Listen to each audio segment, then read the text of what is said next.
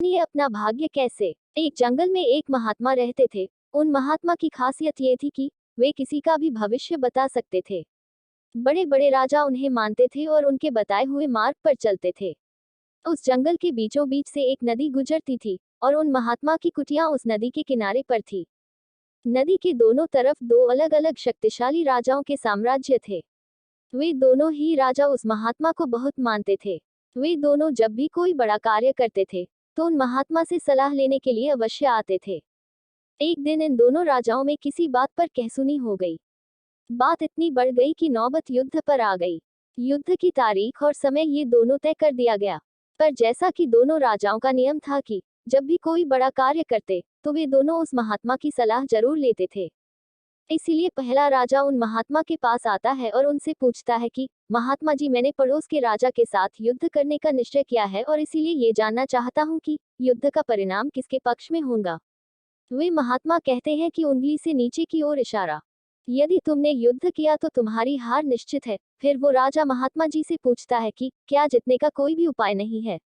वे महात्मा कहते हैं कि यदि युद्ध किया तो हार निश्चित है। फिर वह राजा कहता है कि तलवार म्यान से निकल चुकी है, अब युद्ध टलेगा तो नहीं, जो होगा देखा जाएगा।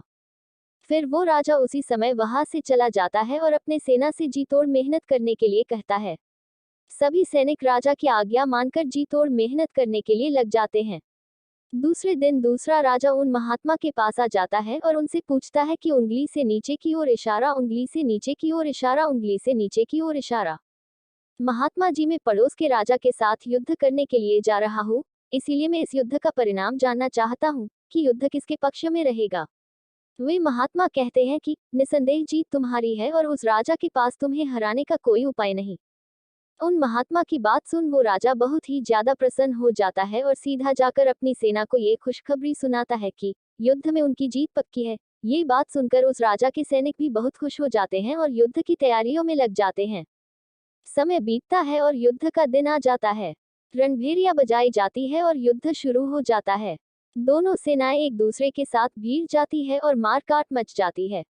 देखते ही देखते जिस पहले राजा की हार निश्चित थी, वे दूसरे राजा की सेना को ढेर कर देती है और पहला राजा वो युद्ध जीत जाता है जिसे उन महात्मा ने कहा था कि वो युद्ध हारेगा।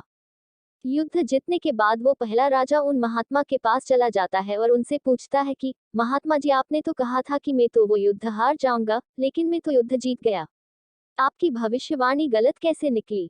फिर वे महात्मा उस राजा से कहते हैं, मैंने तो वो कहा था जो तुम्हारे भाग्य में लिखा था, लेकिन तुमने अपने कर्म से अपने भाग्य को बदल दिया।